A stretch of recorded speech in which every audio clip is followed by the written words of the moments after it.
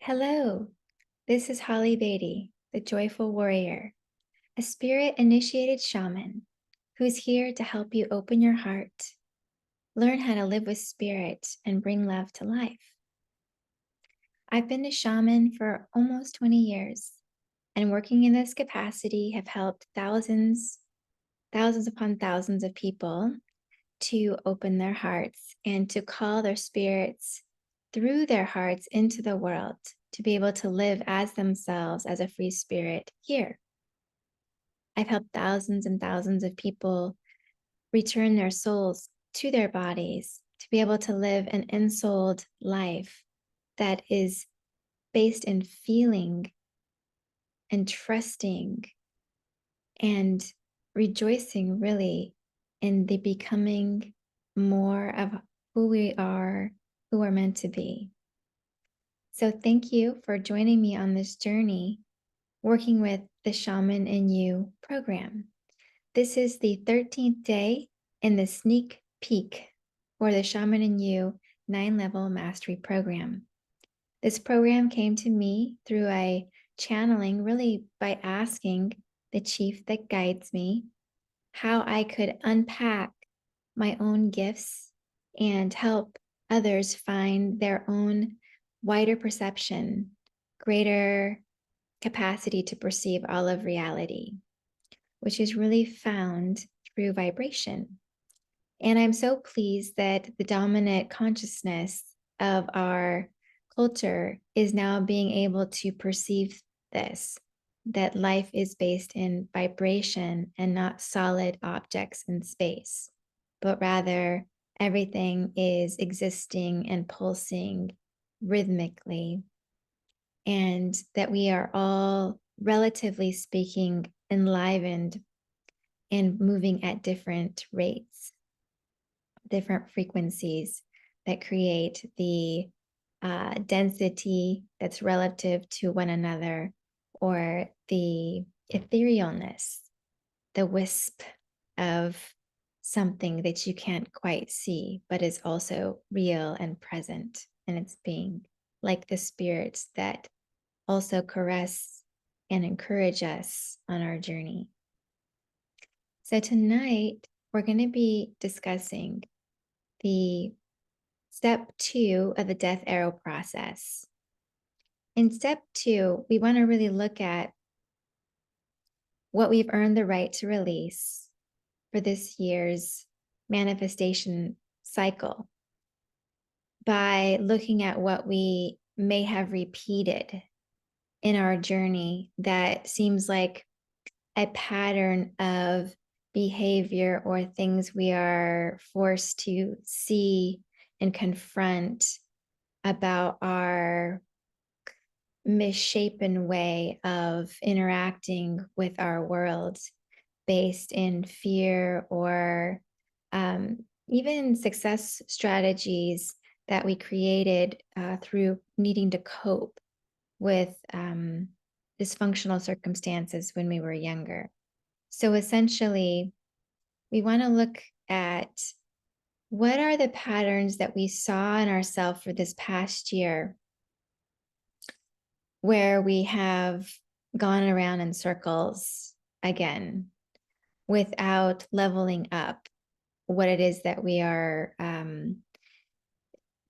able to hold and to be and to express and realize, achieve, commit to, follow through with. All of these questions arise when we ask, what is circular in my patterns that is not serving me? So one analogy that I like to accompany this is that of the labyrinth, because the labyrinth, of course, is a serpentine path. It's a winding circle. And the path is created by stones, or something that is creating a barrier that shows you not this way, or doesn't let you go that way. So you have to turn a bit. And this constant turning and turning and turning following the path that is open, and maybe not the one that you planned that you were going to be traveling or that you even want to go on, but the path that keeps opening up for you, whatever it is, taking you to the center, to a particular point, a destination. So what we want to ask ourselves is when we get to that center point, that new happening, that arriving, are we someplace that is a level up? Or have we just come around again to the same realization, dysfunction? Are we meeting ourselves the same, or are we meeting ourselves a little different? I'd like to tell you a story to illustrate this point. There are so many that I could tell from my own life. But in this particular story, I think that it offers a look into who I am a little bit more, which is something that you might want to know if you're going to work with me. And also just, really brings out the humanness of who I am and what shapes me, what has shaped me. So in the stories that I've been telling, I shared a little bit that I had an experience of a divorce.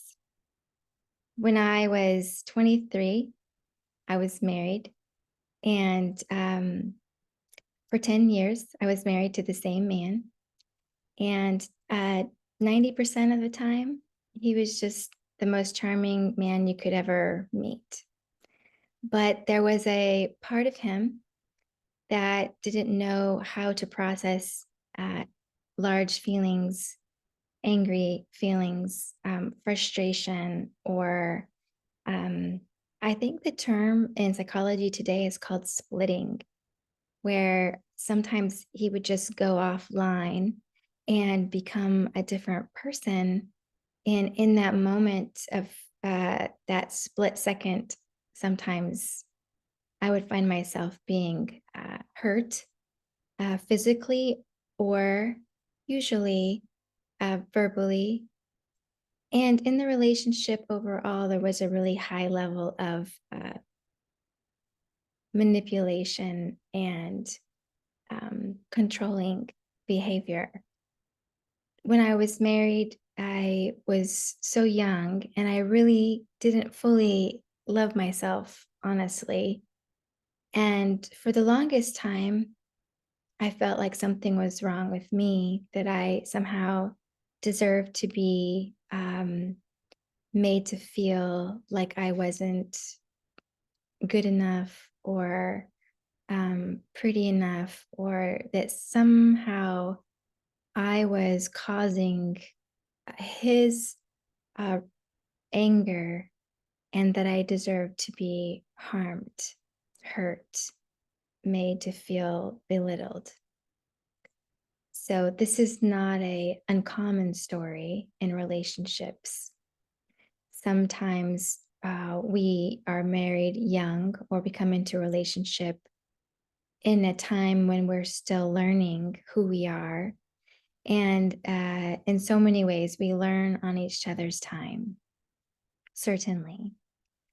And sometimes a separation can be a catalyst for growth for both parties, because it calls into question why things went wrong, or it brings us to the place where we realize the feeling of having lost something that we love.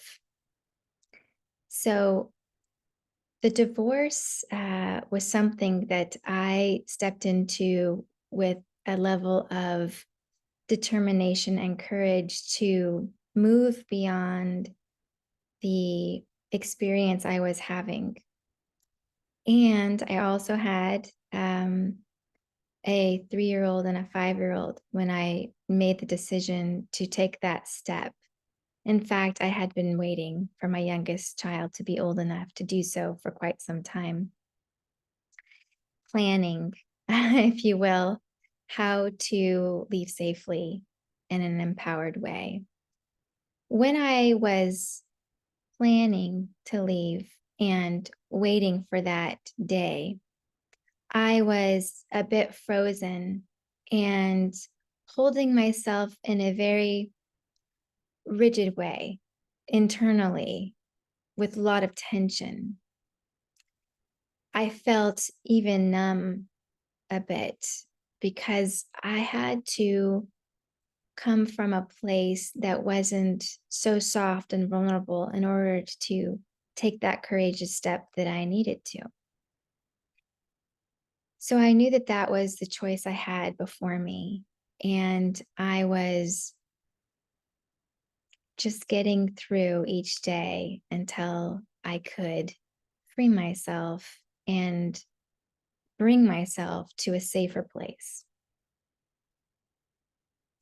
When I did, I had this immense feeling of grief.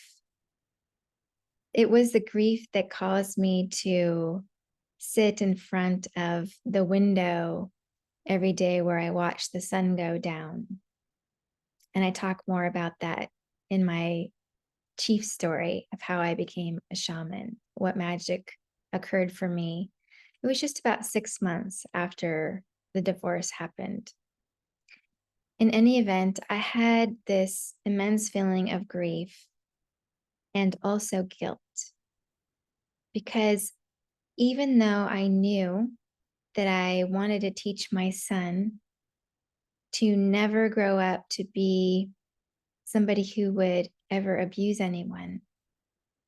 And even though I knew I needed to step out of that dynamic so that I showed my daughter what never to accept from someone, I knew that in that moment, they were going from living in a beautiful, large suburban home with sidewalks to parks and a dog and cat and just, like the whole 9 yards, like the perfect picture, and both of their parents together, to a very broken situation where, of course, they had emotional trauma that could not be avoided in that separation.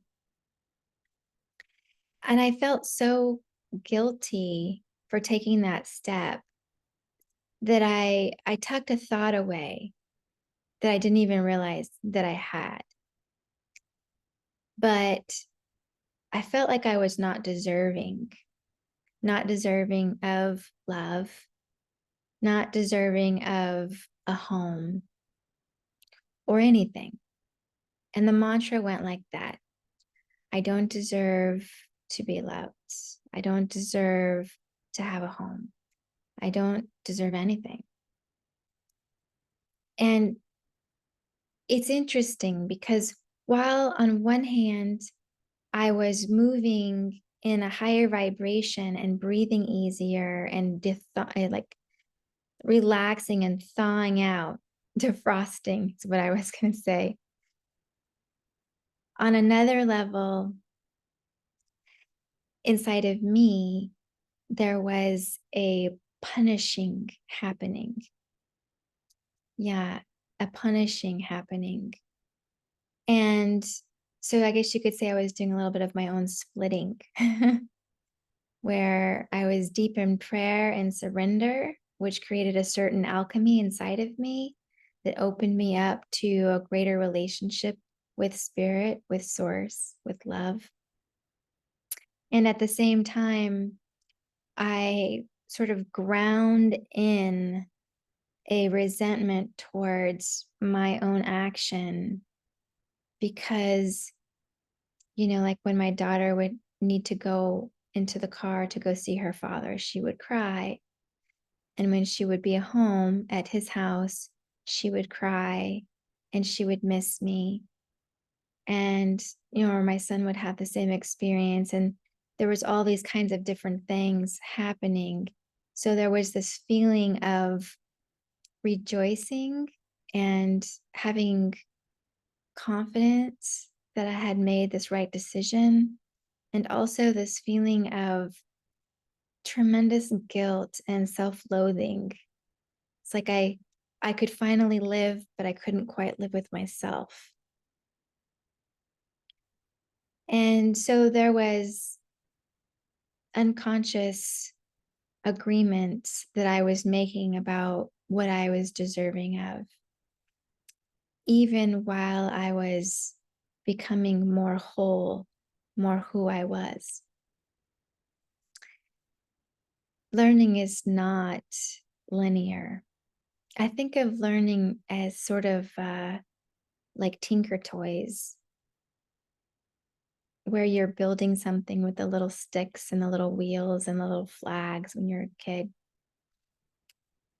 It's like there's all these tinker toys that are um, representing this large architecture of what it is that we are made out of and becoming and learning. And the little pathways light up as we need them to, as we're ready to receive them, about the nature of life in the universe and who we are as we build our light body in the physical form and become immortal materially. But it's not linear. It just doesn't go in an order that is something we can make sense of. And a lot of times there's a quantum learning happening, something that we're learning that's deep under the surface until there's the right timing to receive that. Well, I wasn't ready to love myself enough or to trust the choice that I had made enough to not somehow live with myself through guilt.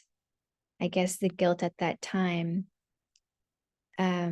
allowed me to blame someone, and maybe I needed that.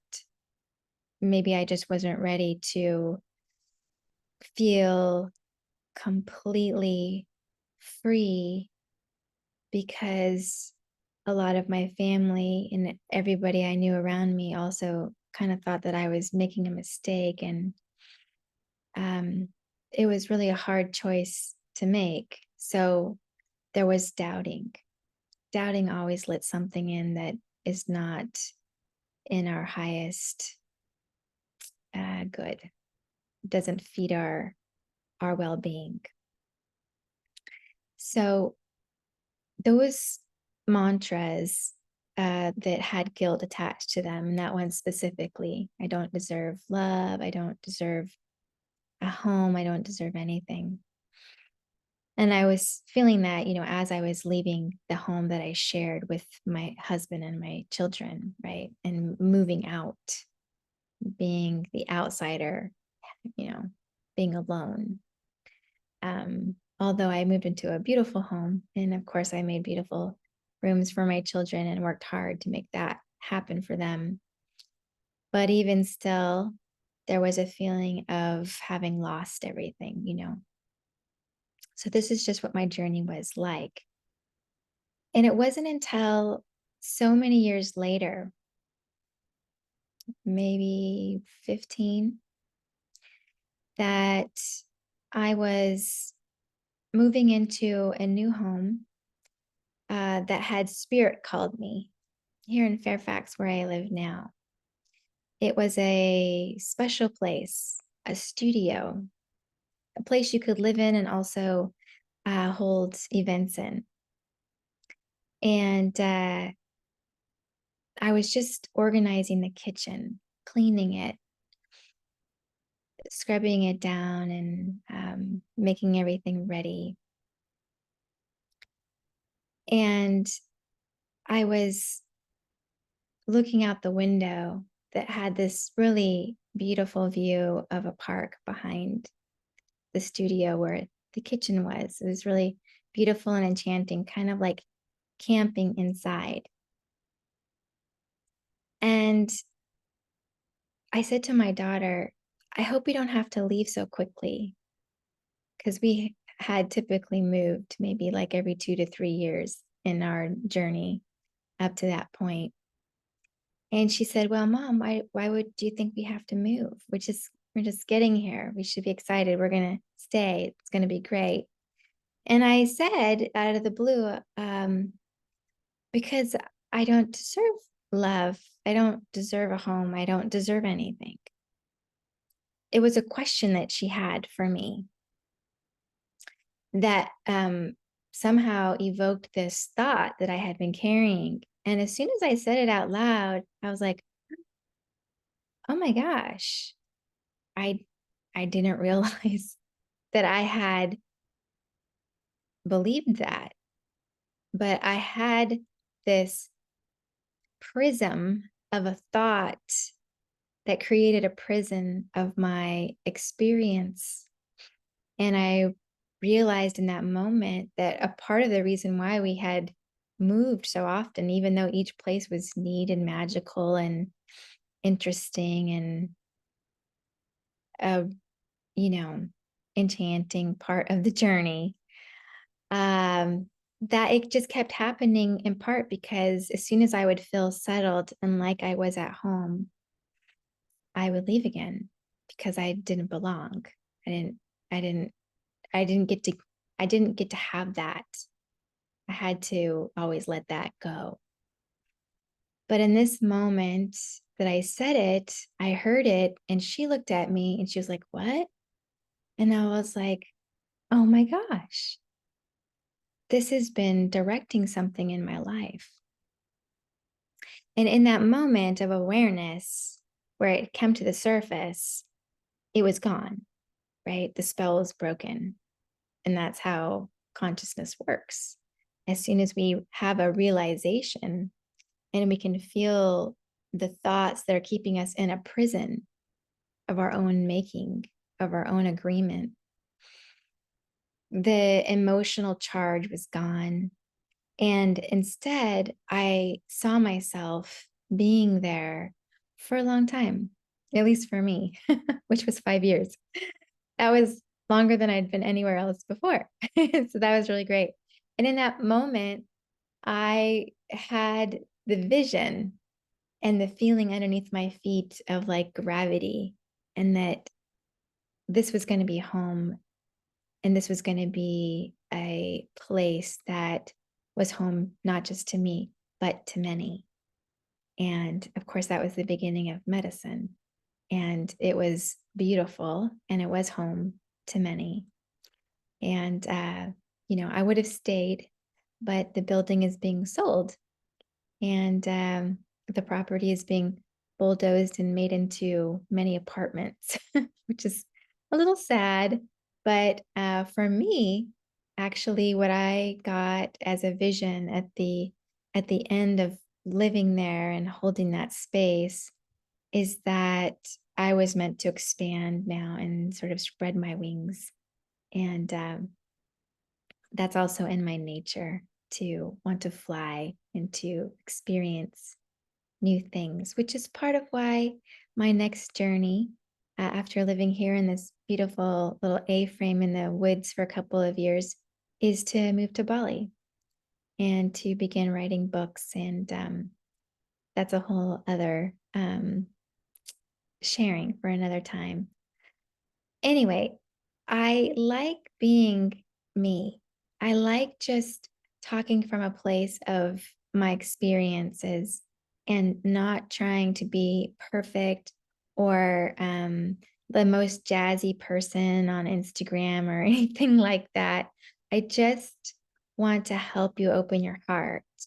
And the best way that I know how to do that is to share with you the stories that have guided my life and that have brought me insight. This story that I'm sharing with you about this catching this hypnosis that I had put myself into had been with me for 15 years or so, where I didn't let myself really settle anywhere, is very indicative of the kinds of thought knots, I call them, that can put us into a repetitive pattern, a way of behaving or living something out repetitively without really understanding why.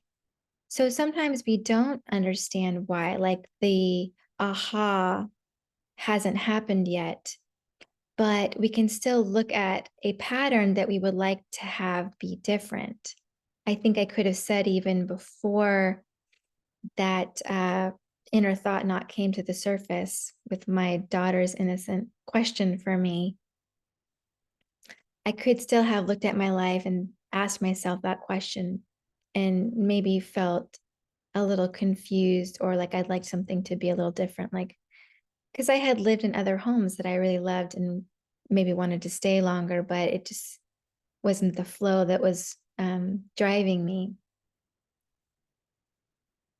It's possible when we look at our life just in review for 1 year's time, from last January to now, to see if there's any pattern in your life that you're repeating that may be holding you down, or that in some way feels a little off, or that in some way is not bringing you joy.